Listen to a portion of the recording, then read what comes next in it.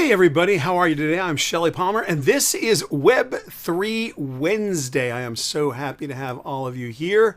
Chat is where it's at. We've got the chat live here on YouTube Live, so please tell me who you are, tell me where you are, and of course tell each other what you do so that you can have a good, solid chat experience, while I'm doing what I'm doing.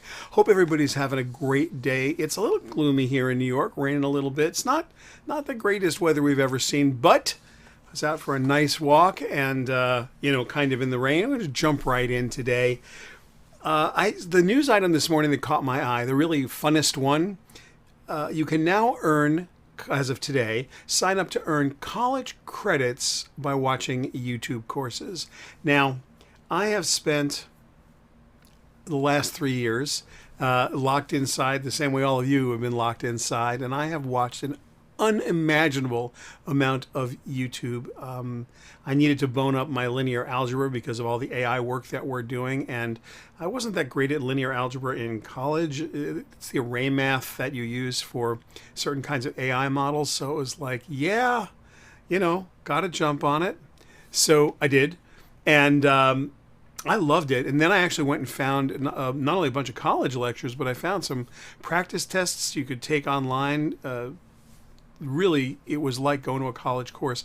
This isn't like that. This thing is called Study Hall, and it's a joint venture, I guess is the best way to put it, between Arizona State University and a company called Crash Course. And they built this thing with the people at YouTube called Study Hall. The idea is they have these basic college classes, and you can take them for credit.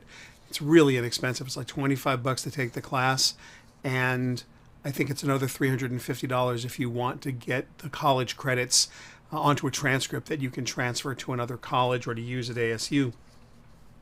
That's just awesome. What a wonderful on-ramp to I think a system that could use a little bit of revision. I teach at the Newhouse School of Public Communications at Syracuse. I think my proper title is the Professor of Advanced Media in Residence, I think is the way that I'm credited there. But I teach in the master's program, and it's expensive. I'm not going to say it isn't. It is expensive, and the students are wonderful. The undergraduates are unbelievable. I get a few undergrads in my class each semester. But I tell you what, the idea that, instead of spending $50,000, $60,000, $70,000 a year, you could spend, a few $100s a year and come away with a good, solid education and do so in a time frame that suits your own needs. It's fantastic. So, yeah, I'm really, really excited about this. I hope it shakes up the world of academia a little bit. It's a world that could use getting a little shaken up. So thank you. I see a whole bunch of people here. Welcome, everybody. Alan Mostow and Steve Isaacson and Ron Sheraton and Doug Reich. Glad you guys are all here. If you have any questions, please put them right here in chat. Marvin, welcome. If you just put your questions in chat, I'll be very, very happy to answer them, because that's what this is. It's a Ask Me Anything Web3 Wednesday. So as we do each Wednesday, you can, if you are so inclined, you can get a POAP this week, as we do every week. Now, what is a POAP? It is a Proof of Attendance Protocol token. And I've been doing this a lot. Here's the ones from 2023, and you can see that we had quite a few of them in 2022. And each one represents or commemorates the attendance of a different event. Most of those are events at shellypalmer.com or my live speech events, all of which we create POAPs for, Proof of Attendance Protocol tokens. So you get these by just going to shellypalmer.com/POAP. If you collect 5, we will be doing a really super fun event in a couple of weeks. Many of you know that I spent an awful lot of time at CES this year. We do tours and events there. Executive briefings and floor tours. This is no different. We did it this year, and we offer these virtual online tours, which kind of take you, all around behind the scenes, as well as just generally to the most interesting exhibits that we could find there.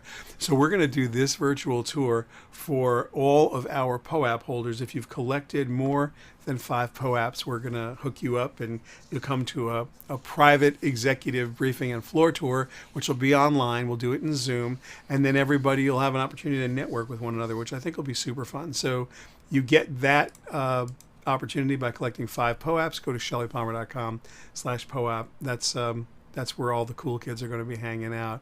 Welcome, David Houle, and welcome, Bob Sopko. Glad you're here.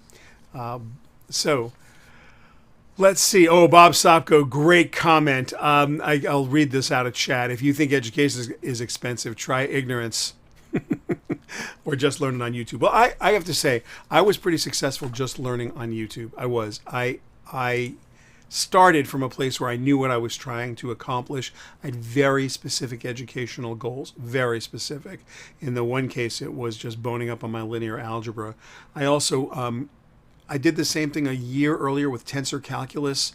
I just felt like my whole knowledge of tensors was lacking, and I had done it in college, and I used Wolfram Alpha and a couple of other programs to do some of the heavy lifting for the kinds of calculations I wanted to do.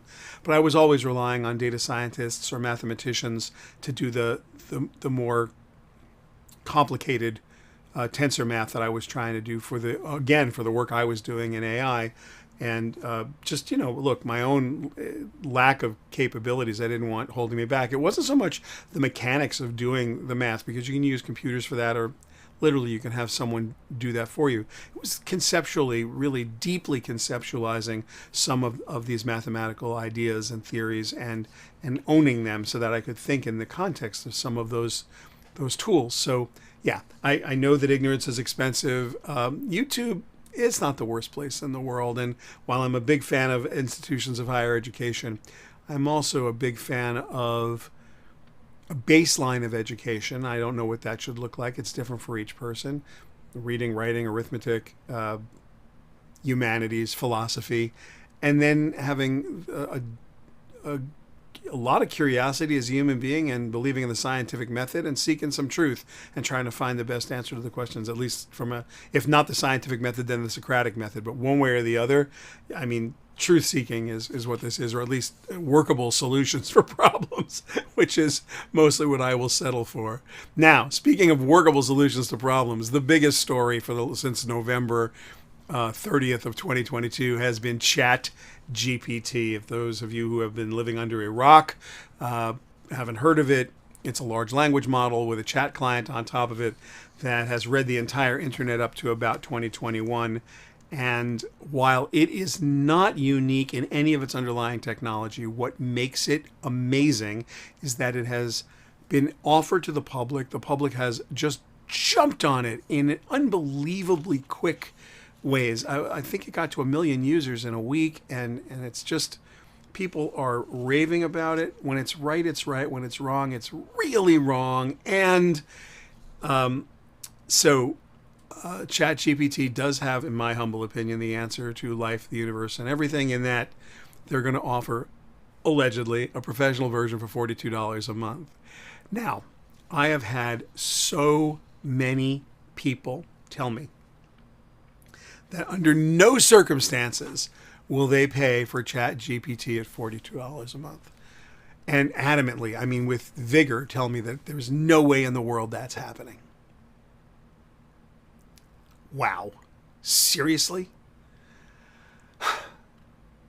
We have a function at the Palmer Group that goes something like this. A person who makes a grown-up salary is on every single call, in every single meeting, on every single online chat, a human being, taking notes. These notes are synthesized into a follow-up email that is quite professionally written, good grammar. Each one has an outline in it with bullet points. Dear so-and-so, it was a pleasure to have you in the meeting with meeting attendees today. This is what was covered. Action items. You guys said this, you're going to do blah, blah, blah. We said this, we're going to do blah, blah, blah. If this is not your understanding, please respond by return email. Have a nice day, or whatever, however it closes. We don't send one of those. We don't do that once in a while. That is every single meeting. I have not been on a conference call or a Zoom or in an in-person meeting privately without someone there taking notes in 15 years, probably longer than that. This is a full-time job for a person. Okay, let's talk about how that gets automated, just for fun. Just for fun. You take the audio recording from Zoom, and you get a transcript using any tool you like. There are any number of speech-to-text algorithms you can use. Choose your own. And by the way, you can use Zapier to automate the process I'm about to tell you about. Once it is in text, you paste it into ChatGPT with the prompt, "Hi, you are an administrative assistant to the CEO of a consulting practice. This is the transcript of a meeting. Please summarize this meeting into bullet points. Please call out the action items in bulleted lists. And write an email confirming same." That yields almost perfect results almost every time. If you don't like it, you can have it clarify or rewrite. It takes about 1 second. The bullet points are almost always perfect, and the callouts are almost always perfect. It then takes one zap to put that into Gmail, which pulls the meeting attendees off the meeting list, which was in the Google Calendar, and emails that call summary to everybody. It doesn't fully replace the person who did it, but it takes their job from an hour of intense concentration in the meeting, 15 minutes to make sure they go back and flag everything and get it right, gather everything up.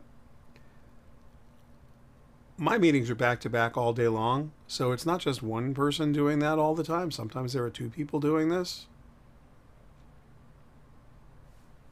What is 50% of their time costing me? Would I pay 50% for a function as opposed to 100% for a function? Yeah, I would. So how many places will I get 30 to 50% of a full employee's time back? How much time? How much productivity? And you're going to argue back and say, well, when ChatGPT is right, it's really right. And when it's wrong, it's really wrong. Okay, true enough. I'm not saying you don't check the work. By the way, I check the work when humans do it. Crosses my desk before it goes out if it's something that's with my name on it.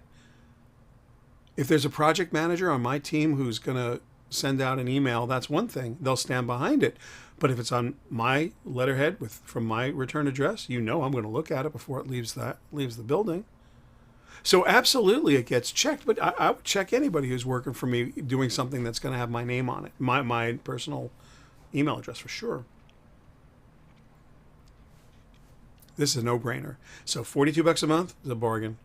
If they give me API access, I'll start writing code that'll allow this to immediately happen automatically in a really good automated way, and it will be learned, and it will be trained to learn how it is we at the Palmer Group like to write those emails. It's already pretty good at it because this system does learn. ChatGPT does learn from your account. It takes the things you do into account, and you can train it in a relatively short period of time to speak with your tone of voice and to speak with your cadence.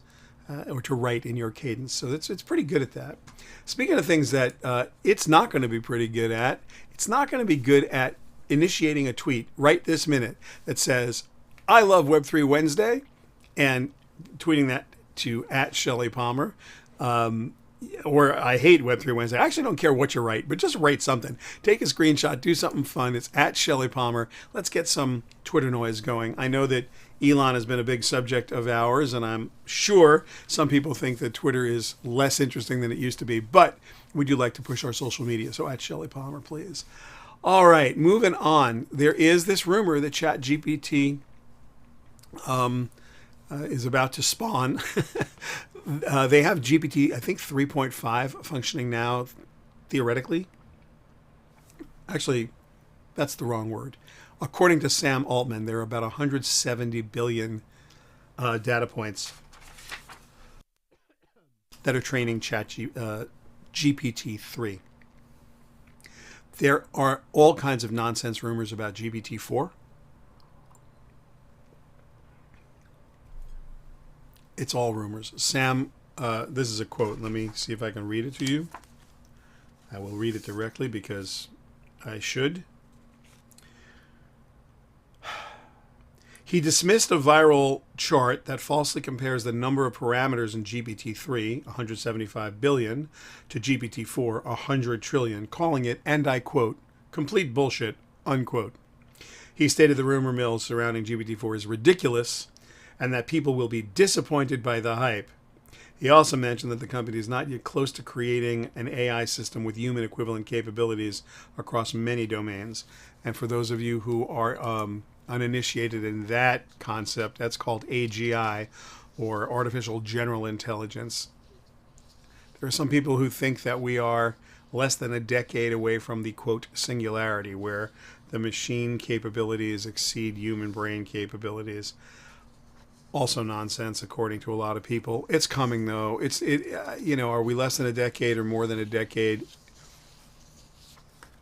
I think this calls into question so many deep philosophical ideas. What does it mean to be human? What does it mean to think? What does it mean to be conscious? How do you problem solve? What is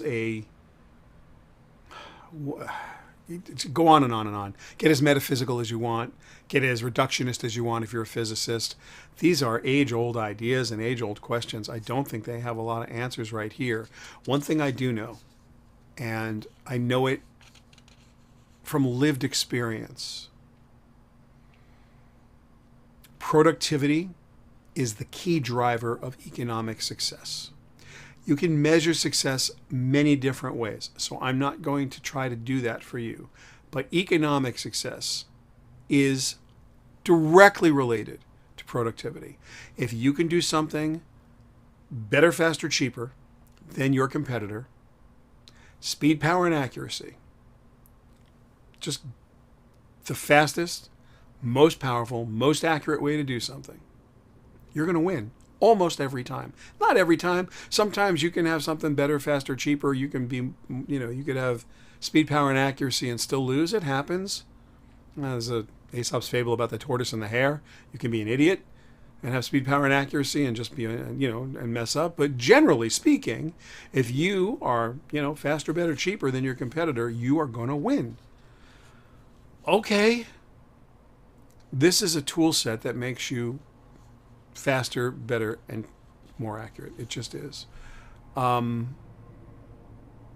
watched a segment on CNN earlier today. A college professor was explaining to the hosts on CNN that the way he figured out that his college students were cheating using ChatGPT was that the essay was better written than he would have expected from those students, which is obvious. The grammar's perfect and tone of voice is good and it's well structured.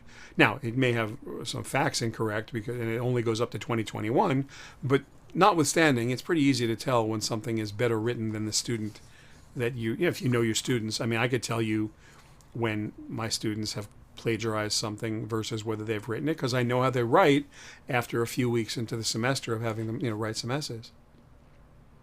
But I think that's the wrong way to think about it. And in fact, I'm sure it's the wrong way to think about it. Somewhere in the very distant human past, but not the very distant past, somewhere in the last 250,000 years, somebody initiated what we believe is the Stone Age by figuring out that a sharp edge on a stone is cut better than your nails or your teeth. You could cut something with a sharp-edged stone, whether you found it or made it. Don't know. I don't know if they happened upon it or whatever, but worked out. Figured out an edged stone is going to be useful. And somewhere probably before that, and I don't know how far before that, because I don't think that wood survives in any form that we'd be able to understand. But somebody figured out that a sharpened long stick is better for doing a lot of things than an unsharpened stick. And somebody figured out you keep your enemies away and you can hunt better if you put a point on your wooden stick. Somebody probably figured out that throwing it works too, but long before someone figured out you could throw it, someone figured out you should sharpen it. There are no people on Earth today, and this I will... No, I have no way to prove, but most cultural anthropologists I've spoken to in the last 10 years would agree with this statement, and I think every evolutionary biologist would agree with this statement.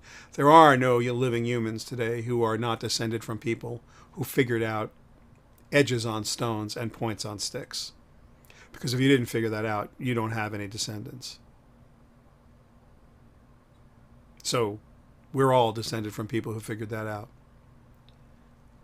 It's not a technology, it's just a tool. Technology is a fancy word for tools. ChatGPT, GPT 3, 3.5, 4, whatever it's going to be, it's a tool. It's a productivity tool.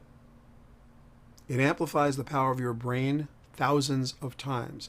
It empowers you to do things much more quickly than someone who's not using it. Something as stupid as a cover letter, something as silly as a recommendation letter for a colleague or a student, something as profound as a sympathy card, something as poignant as a poem about something that you can describe but didn't really have a way to write a decent poem about in a known format. I want to write a sonnet. I want to write something in iambic pentameter. I want to go all Shakespeare on this. Whatever. These are things that would take you a lot of time. Now, you have to know what you're asking for. So that requires a baseline of education, Bob Sopko. That's the thing that I'm trying to struggle with now. Do I need the baseline of education I would have received at Oxford or Cambridge in 1770?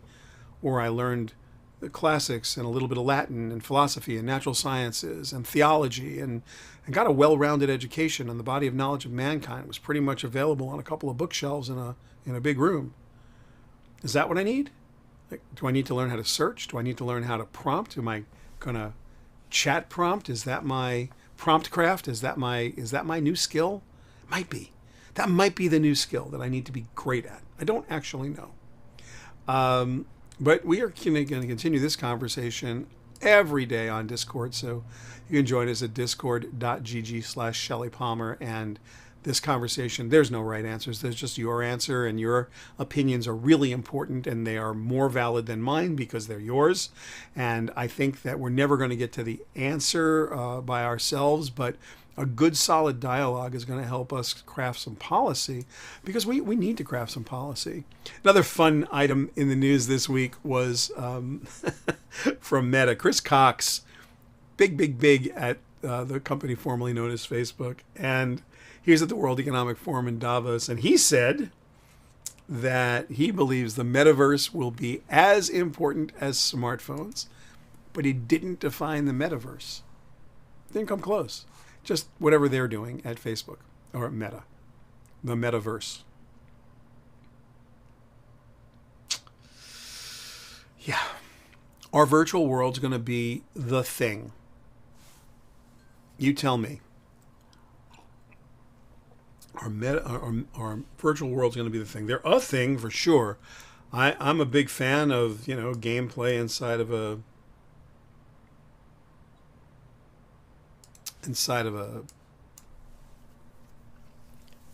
I don't know, gaming environment or recreational environment. Let's define the metaverse. Let's figure out what it is.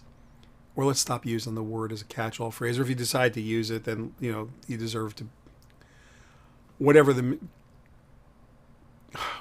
misguided, crazy, you bring your definition, I bring my definition to the conversation results are, okay, that's probably all right for now. I really believe deeply in my heart of hearts that where this is absolutely going, is a way for us to take our batch or static data, the data that we have, the enriched profiles that we have, our single view of the customer, or our data that we're carrying about each of our members of our community or what have you. And being able to quickly and easily mix that with streaming data, real-time data coming in from either the venue itself, the network itself, and then also adding in user behavior so that you've got a single view of the customer or an understanding of the community, which is sitting in a batch of data somewhere remotely. You've got whatever network you're on, understanding what's going on in it, and having expectations about how it would respond to certain stimuli. And then you've got people behaving however they behave, and based on their behavior, all the data is combined and something is surfaced to enrich or enhance someone's experience. That ability, without having to do any kind of logging in, just basically data being surfaced, whether that is an augmented data set that's heads up, whether it is some kind of manifestation of a graphic that's built by a Midjourney or a DALL-E 2 or a different, as of yet unnamed AI, whatever that's going to be, whenever that's going to be. Those are the things that I think we can talk about that make some kind of sense. There's a question here. When will Microsoft incorporate ChatGPT into Office 365? And that's from Doug R. Great question. Satya Nadella has gone far and wide talking about the investment that they're making into OpenAI, which they've already invested a ton of money in, and that they plan to incorporate those products into their products. And they plan to do that relatively quickly and across the board. PowerPoint, you'll be able to ask it for images, and those images will get created for you. I don't know if any of you use Excel deeply. They've incorporated Power BI, and they've incorporated all kinds of data gathering tools that are very, very, very useful.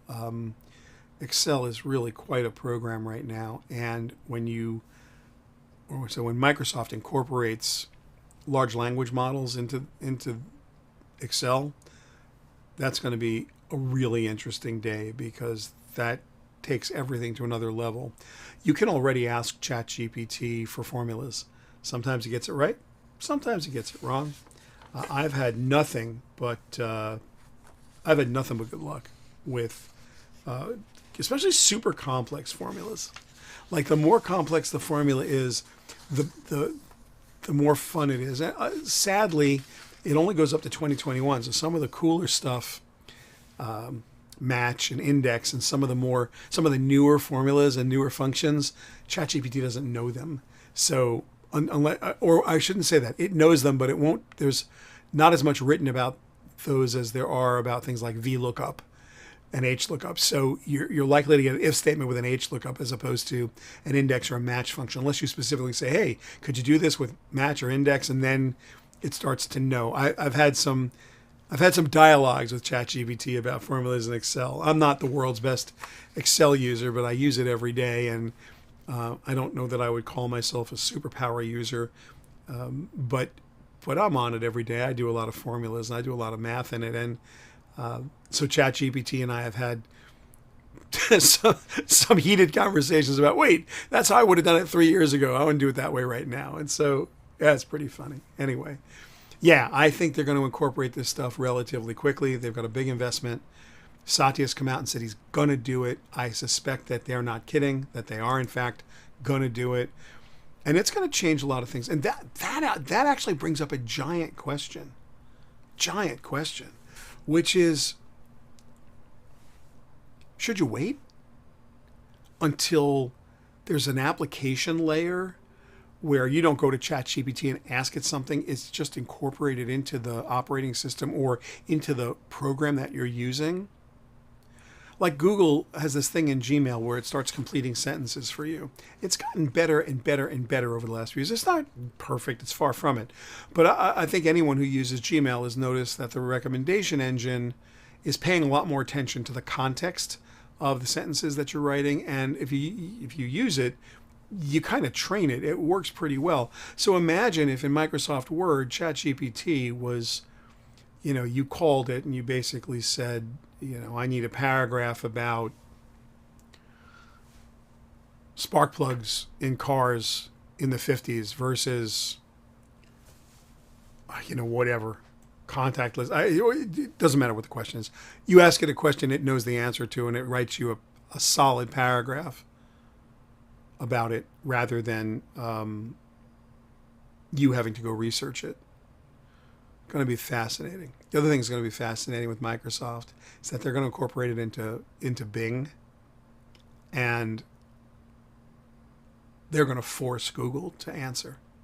Google's got the tools. They do. Transformers are not new. They were invented. They were invented at Google. Generative pre-trained transformers were not invented by OpenAI. They are using available tools to create ChatGPT and GPT-3 and soon GPT-4. Google has this. What they're going to do with it, I don't know. They brought back in Sergey and Larry to see if they've got a way to, if they have an answer for this. And I don't know that they do. They have a Kodak problem. They have a real Kodak problem. Kodak invented digital photography. They're making their money selling paper and film. They weren't going to make any money on digital photography. They certainly weren't selling enough cameras to matter. Point and shoot business was owned by Sony and Canon back then, mostly Canon. The EOS point and shoots, and they were selling film and paper as fast as they could make it. A hell of a business. They weren't going to go into digital photography anytime soon. Google's doing $150 billion a year or something like that in clicks that you pay for.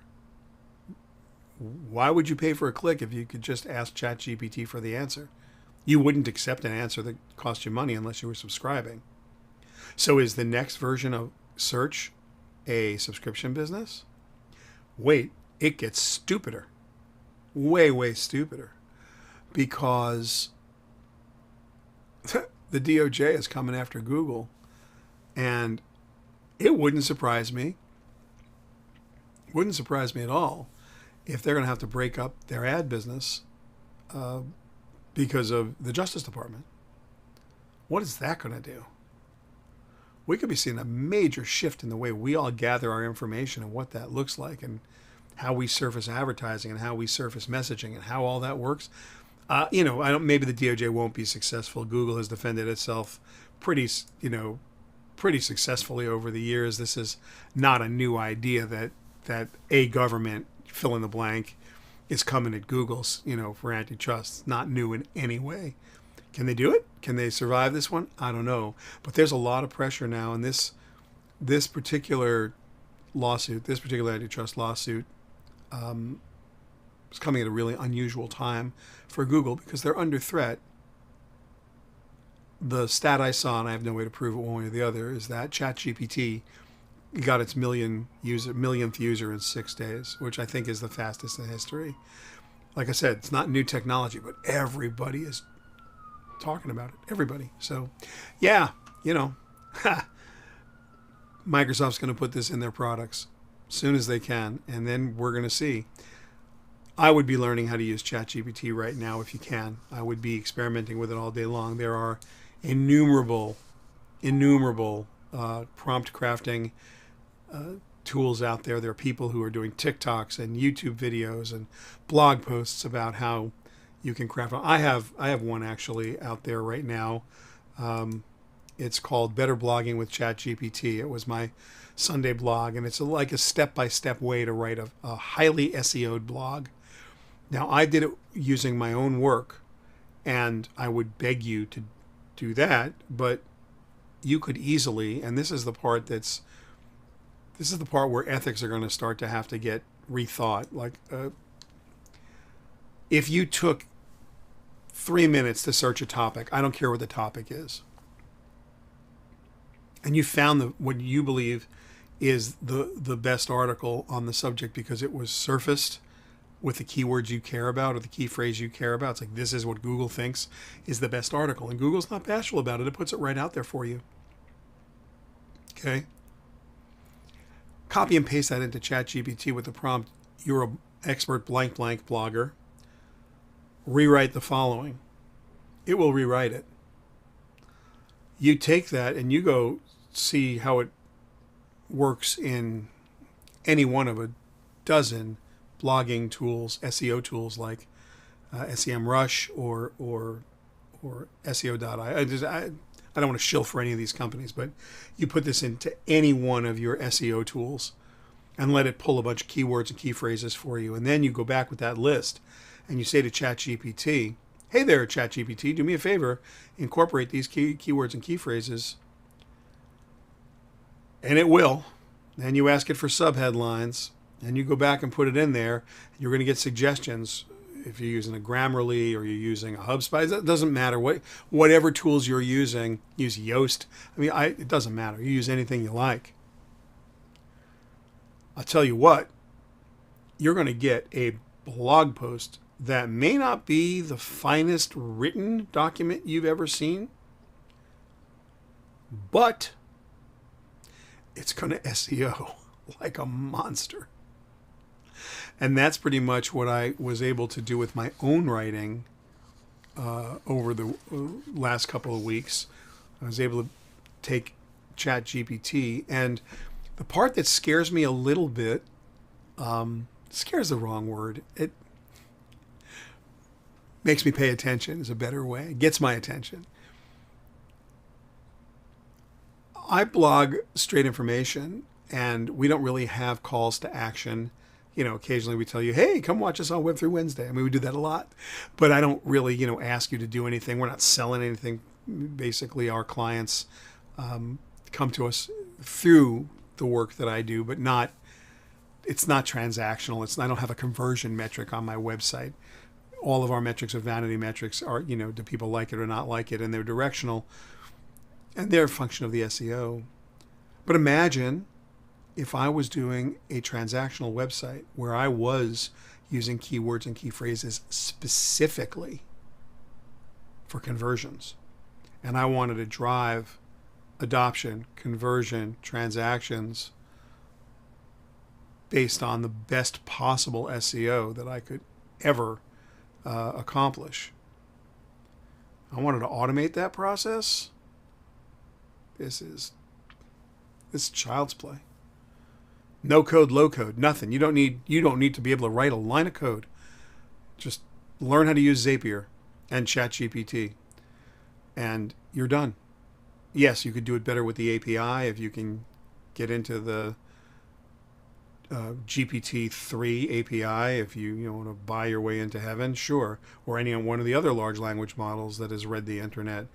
When someone comes up with this, that's up to date. When someone comes up with a large language model that has read the entire internet up to yesterday, or reads it every day like Google does, we're in a different world. Different world. It actually spreads the wealth a little bit. It takes the data elite and it gives them a punch in the nose. Not hard enough maybe to give them a bloody nose, but hard enough to get them to know they got hit in the nose. You as a person, me as a person, will be able to, from a data perspective, compete with the best equipped data science groups, the best equipped blogging groups, the best equipped marketing groups. That's cool. Levels the playing field a little bit. I think it levels the playing field in a way that a lot of people will feel is incredibly democratic. Some people are going to say that, there's bias built in, or you're going to hear, college professors complaining about cheating. College professors should learn how to teach how to use this. They should actually they should teach their students to sharpen their sticks and find rocks with edges on them, because there's no way in the world that this isn't what's going to be happening. Nothing the law is going to do. The law is not going to catch up for a while, but you can tell me I can't copyright stuff as long as you want. As long as I can generate it on the fly, and as long as it does what I need it to do, I don't care if I'm getting a copyright or not. I don't need to defend my intellectual property if it's making me money hand over fist. And if I'm winning because of tonnage, targeted tonnage, if that's how I'm winning, I don't really care what the laws, how long the laws take to catch up. I'll be just fine. All right, don't give me copyright protection. I'll live. I really will. Anybody have any additional questions? I would totally happy to answer them. Doug is asking, how about a college course on prompting chat? Yeah, prompt crafting is something we're going to get serious about in our own world. We're going to put together a course on that. In fact, I just outlined a book. It's hard because it changes so quickly. It's sort of like the world of decentralized finance, and we had to build MetaCademy in order to keep up to date so everybody could have the latest information. So we're going to come up with a good environment where people can learn the latest ways to do prompt crafting, but more importantly, see the results and see best practices, because there's not one way to do anything, and a lot of people are getting very creative. And again, these models learn from the interaction, so that's really the best part. Remember, you can get your POAP still, shellypalmer.com/POAP, and that's going to get you your admission to a lot of our in-person events coming up this year, but also to an online event that's coming up in just a couple of weeks. And if you have collected 5 POAPs, you will get a note from us telling you precisely when it is, and we'll probably do this a couple times in case everyone can't make it on the day. But and then, of course, we're going to have in-person events as well. But you got to collect 5 POAPs. I know many of you have, so that's really cool. As all of you know, this is my absolutely favorite time of the week. I love spending time with you. If you have any questions or you want to know, stuff, you can always reach me at Shelly at shellypalmer.com. Always happy to answer your questions as best I can. We do have a Web3 database that we've been putting together. It's and I love you to go there. It's shellypalmer.com/web3-database. It has all the AI stuff we can find and all the Web3 stuff we can find. And if there's some things you think we should add to it, please suggest. There's a little place you can click to do that. And also, it's free of charge for you to use. I mean, it's just a big resource we're putting together, and we'd love your feedback on it. It's a database that we use every day. Hopefully, you'll find it useful as well. So you can find that at shellypalmer.com/web3-database. That being said, look, guys, tweet if you can, because we do like being tweeted at or tweeted about. And other than that, I hope you have a fabulous week, and I look forward to seeing everybody next Wednesday for another Web3 Wednesday live stream. Everyone, take care.